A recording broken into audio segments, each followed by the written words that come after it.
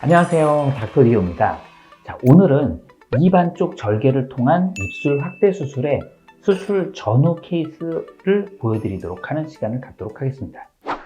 자, 아시는 분은 다 아시겠지만 저희 병원에는 입술을 예쁘게 하고자 하시는 분들이 정말 많이 오십니다. 자, 먼저 입술을 예쁘게 하는데 가장 중요한 것은 입술의 적절한 볼륨과 또 입술이 적절하게 외반, 바깥쪽으로 약간 꽈뒤집어진 듯한 느낌을 주는 것이 상당히 중요합니다. 생각보다 많은 분들이 입술의 볼륨도 좀 적고 입술이 좀 말려 들어간 분들이 생각보다 많습니다.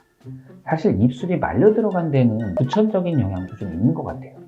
제가 이렇게 환자분들을 보다 보면 양악 수술이라든지 혹은 얼굴뼈 수술을 하신다거나 혹은 교정 치료를 많이 받으신 분들이 입술이 말려 들어가는 분들이 상당히 많아요. 그 이유를 제가 생각해 보면 그럴 수 있고 당연할 수밖에 없는 게 윗입술과 아랫입술의 바로 뒤에는 뭐가 있죠? 이 치아가 있습니다. 치아가 이렇게 나왔던 걸 집어넣거나 혹은 얼굴뼈를 수술을 하면서 겉에 있던 입술이 자연스럽게 말려 들어가고 볼륨 또한 약간 줄어들 수밖에 없게 됩니다. 선천적으로 볼륨이 적으신 분도 있지만 후천적으로 치아 교정이나 얼굴뼈 수술을 하신 분들이 입술이 볼륨이 적고 약간 말려 들어가는 분들이 상당히 많으십니다. 그래서 보통은 이런 분들이 필러를 주사해서 볼륨 확대를 원하시기도 하는데 사실 필러를 해보신 분들은 아시겠지만 약간 인위적이고 또 볼륨 확대에 약간 제한적입니다. 가장 큰 단점 중에 하나는 지속성이에요. 보통은 한 6개월에서 한 8개월 정도 되면 그게 자연적으로 흡수되기 때문에 다시 또 원래대로 들어가서 또 그 아픈 필러를 주사해야 되는 단점이 있습니다. 그래서 이 볼륨감 그리고 입술이 외반되는 느낌을 영구적으로 계속 지속되게 할 수 있는 방법, 수술을 통해서 하는 방법을 제가 말씀드리도록 하겠습니다. 보통 입술 확대 수술은 두 가지가 있는데요. 하나는 겉에를 절개하는 방식, 또 하나는 안쪽을 절개해서 바깥쪽으로 빼주는 방식입니다. 먼저 겉절개 방식에 대해서 말씀을 드리면 그림을 보시면 입술이 이렇게 있는데 확대를 위해서 여기 입술 요 바깥쪽, 즉 피부 부분에 절개를 합니다. 그리고 여기 빗금 친 부분을 이렇게 잘라주고 당겨줘서 꼬매주는 방식이에요. 이 방법은 어떻게 보면 단순하고 쉽게 할 수 있는 수술이긴 하지만 누구나 걱정할 수 있는 치명적 단점이 한 가지 있습니다. 바로 흉터라는 거예요. 많이 당겨주면 당겨줄수록 장력이라는 이만큼 됐던 걸 이만큼 당겨주게 되면 다시 원래대로 되돌아가려는 성향 때문에 그 부분이 튀어 올라오고 혹은 하얗게 변색이 되거나 아니면 흉살같이 해서 튀어나오는 게 생길 수 있기 때문에 수술을 하더라도 흉터가 적으신 분들은 크게 상관은 없지만 이런 분들은 제가 경험해 보면 한 100명 중에 한 3명 이내, 100명 중에 한 97명 정도는 생각보다 꽤 보여지는 흉터가 남을 수 있기 때문에 주의하셔야 되겠습니다. 두 번째 절개 방식인 입 안쪽 절개를 해서 바깥쪽으로 확대해주는 방식이 있는데요. 입 안쪽 절개를 통해서 단순히 전진술, 점막 전진술 이런 것도 있긴 한데 저희 병원은 조금 다르게 하긴 합니다. 점막 안쪽에 있는 근육을 좀 확대시켜서 바깥쪽으로 점막을 좀 빼주는 방식으로 하게 되는데 그 방식을 쓰게 되면 처음 수술하고 나서도 겉에 보이는 흉터가 전혀 없습니다. 또 질밥 자체도 보여지지 않고 안쪽 절개만을 통해서 입술을 직접적으로 확대해 주기 때문에 실제로 확대되고 볼륨이 커지는 느낌, 또 입술이 바깥쪽으로 외반되는 느낌을 직접적으로 확실하게 줄 수 있는 수술이라고 하겠습니다. 자, 그럼 수술 전후 사진을 보여드리도록 하겠습니다. 자, 첫 번째 케이스는 수술 전 모양을 보면 윗입술이 특히 볼륨이 좀 적고 윗입술 모양이 약간 일자형 느낌이라서 약간 밋밋한 느낌을 주는 입술 모양입니다.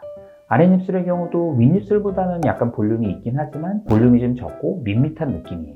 수술 후 모습을 보시면 겉에서 보이는 흉터는 당연히 없고 입 안쪽을 절개했기 때문에 그리고 밋밋했던 이 가운데 콩 모양의 확대를 해주었습니다. 그래서 약간 좀 곡선의 느낌을 만들어 주었고 그리고 외측 날개 부분의 확대를 통해서 입술이 약간 외반되고 입꼬리 수술을 따로 하지 않았음에도 불구하고 입꼬리가 약간 올라간 듯해서 약간 웃는 느낌을 주었고요. 아랫입술의 경우도 위랫입술과 볼륨을 맞춰주어 균형도 참 맞춰주면서 훨씬 더 예쁜 모습으로 만들어 드렸습니다. 자, 전후 사진을 보시면 아시겠지만 확연히 달라지고 약간 드라마틱한 결과를 내고 있습니다.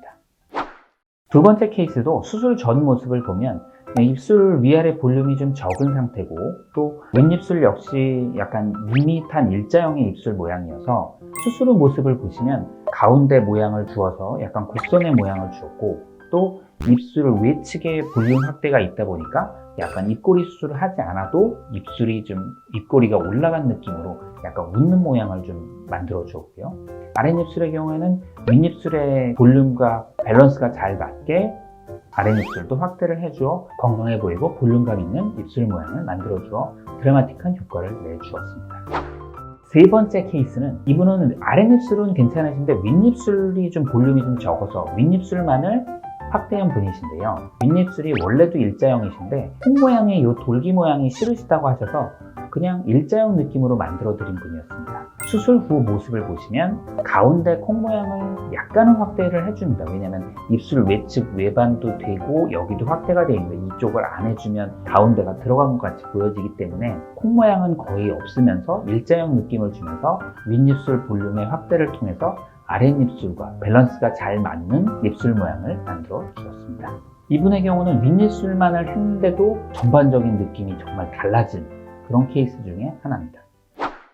자, 일단 세 케이스를 보여드렸는데요. 사실 수술 후 직후, 수술 후 일주일, 2개월, 3개월, 6개월 이렇게 다 보여드리고 싶었는데 현재 의료법상 수술 전과 수술 후 6개월 사진밖에 보여드릴 수 없다고 합니다. 그래서 그 중간의 단계는 못 보여드리는 게 조금 아쉽기는 한데 그런 거는 제가 말로 설명을 드리면 일단 입안 쪽을 절개하기 때문에 수술 직후에도 겉에 보이는 흉터는 전혀 없고요. 또한 그랬기 때문에 실밥 자국도 전혀 보이지를 않고 멍이 드는 경우는 사실은 1000명 중에 1명? 아닙니다. 사실은 거의 없습니다. 갑자기 혈압 상승해서 그렇게 되시는 분이 있을 수도 있겠지만 거의 있다고 보시면 되고 붓기의 경우는 살짝 있긴 하십니다. 그래서 입술 확대를 많이 하시는 분들의 경우는 붓기가 좀 더 있는 것 같고 자연스럽게 하시는 경우에는 붓기가 약간 적으신 편이시긴 한데 대개 붓기의 경우는 냉침질 잘 해주시고 하면 한 실밥 벗고 한 2, 3일 정도 후까지 조금 많았다가 그 다음에 빠져서 자연스럽게 되고요. 붓기가 있을 때도 입술을 워낙에 확대하시고자 하시는 분들이 많기 때문에